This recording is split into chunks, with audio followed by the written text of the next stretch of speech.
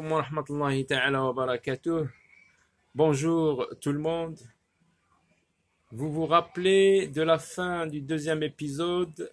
Nous nous sommes arrêtés sur une image où on voit Akli, les yeux écarquillés avec la cruche sur la tête, sauf que là, il découvre le malheur qui est arrivé aux agnelés. Le loup en a englouti deux, il en reste deux, apeurés, effrayés. Il découvre le malheur. Donc, le jeune berger, il va bien gérer ses émotions. Il va prendre son courage à deux mains. Et ce qui le préoccupe le plus, c'est ce que vont penser de lui les villageois et les autres jeunes bergers. Donc lorsque Akli revint du puits, le verbe revenir au passé simple, revint. Lorsque Akli revint du puits, il trouva la grotte grande ouverte et les deux agnelés tout tremblants de frayeur. Malheur, le loup est passé par là. Que va dire mon père et que vont penser de moi les autres jeunes bergers? Donc, comment il va réagir face à ce malheur?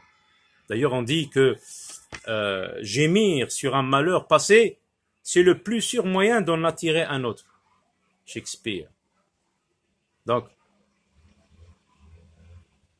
on le voit, il gère bien ses émotions et il va aller au village. Il retourna vite au village pour conter la mésaventure, la mésaventure, pour raconter ce qui lui est arrivé, ce qui est arrivé aux agnelés. Il va raconter la mésaventure à son père d'abord. Son père, bien sûr, qu'est-ce qu'il va faire? Il va réunir les vieux bergers. Il va prendre conseil chez les vieux bergers. Celui-ci dit à Akli, le papa, dit à Akli, tu vas retourner là-haut, dans les montagnes, te cacher dans la grotte et attendre le loup.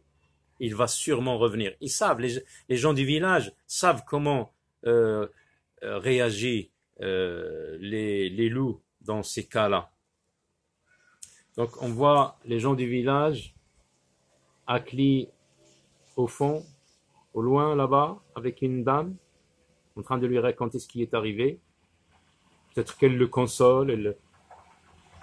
Et là, on le voit dans la grotte. Il rentre dans la grotte, il se cache avec, regardez qu'est-ce qu'il tient à la main? Un gourdin, un gros bâton. Un gourdin ou une trique, on dit aussi une trique. Et les deux pauvres agnelés derrière. Ils attendent eux aussi l'arrivée du loup. Il attendit plusieurs jours. Regardez la patience. Il attendit plusieurs jours, un gourdin à la main, avant d'entendre un beau matin les pas feutrés du jeune loup. Le loup marche à pas feutrés, sans faire de bruit, comme le feutre. Vous voyez le feutre? Il fait pas de bruit. Ce dernier, le loup, ça veut dire, ce dernier frappa à nouveau à la porte et prononça la phrase magique en pensant, parce que il en a mangé deux, il sait qu'il en reste encore deux. Ce dernier frappa à nouveau à la porte et prononça la phrase magique. Le pot sur la tête, c'est moi, Akli, votre berger. À ces mots, la porte s'entr'ouvrit. Elle s'ouvre un petit peu, un tout petit peu. Elle s'entr'ouvrit. Ces deux agnelés me feront un excellent repas, se dit le jeune loup qui sentait l'odeur alléchante, l'odeur qui attire les loups. Il est affamé, le loup. Ça fait plusieurs jours qu'il n'a pas mangé. Il est affamé, la gueule grande ouverte. Il bondit sur sa proie. Il bondit sur les deux agnelés. Et Akli lui asséna, lui donna asséner, donner des coups, lui asséna des coups de gourdin si forts que le jeune loup s'enfuit, hurlant de peur et de douleur. Et c'est ainsi qu'autour du feu, les jeunes bergers, lorsqu'ils se réunissent, les jeunes bergers aiment raconter cette aventure quand ils entendent des hurlements de loups dans la montagne. La nuit, lorsque les jeunes bergers sont réunis autour d'un feu et qu'ils entendent le hurlement des loups, ils se rappellent cette histoire. Les jeunes loups, maintenant, les loups ne s'approchent pas du village. Et voilà donc la fin de cette histoire, la fin de l'histoire du jeune berger et du loup.